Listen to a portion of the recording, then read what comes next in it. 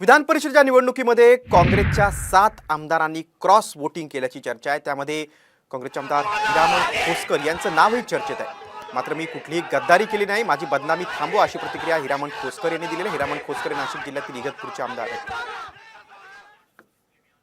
माझ्यासारखा एक गरीब कार्यकर्ता नाना पटोले साहेब असतील, वरिष्ठ असतील, त्यांनी कुठेतरी हे थांबवलं पाहिजे। माझ्यावर कारवाई करा, जरूर करा, मला पक्षातून हक्कलपट्टी करा, परंतु पहिले मतदान चेक करा।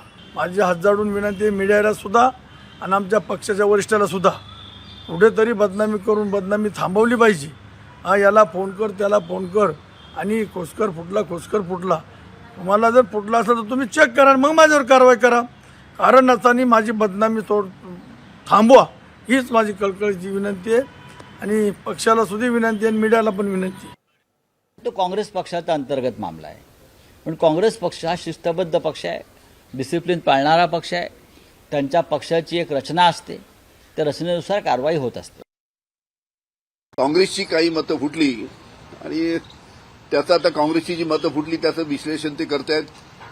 कारण की ज्यांनी गद्दारी केली काँग्रेसबरोबर, ज्या आमदारांनी गद्दारी केली काँग्रेसबरोबर, ते आयडेंटिफाय झालेले आहे आणि आयडेंटिफाय झाल्यामुळे त्यांच्यावर काँग्रेसच्या माध्यमातून कारवाई करण्यात येईल अशा पद्धतीचं वक्तव्य त्यांच्या नेत्यांनी केलं आहे। तशा पद्धतीच्या हालचाली पुढील काळामध्ये होतील असं ती। महाराष्ट्रातील सर्व बातम्यांचे विश्वासार्ह व्यासपीठ, सकाळच्या सर्व सोशल मीडिया प्लॅटफॉर्मला लाईक, फॉलो आणि सबस्क्राईब करा। तसंच सर्व नोटिफिकेशनसाठी बेल आयकॉन प्रेस करायला विसरू नका।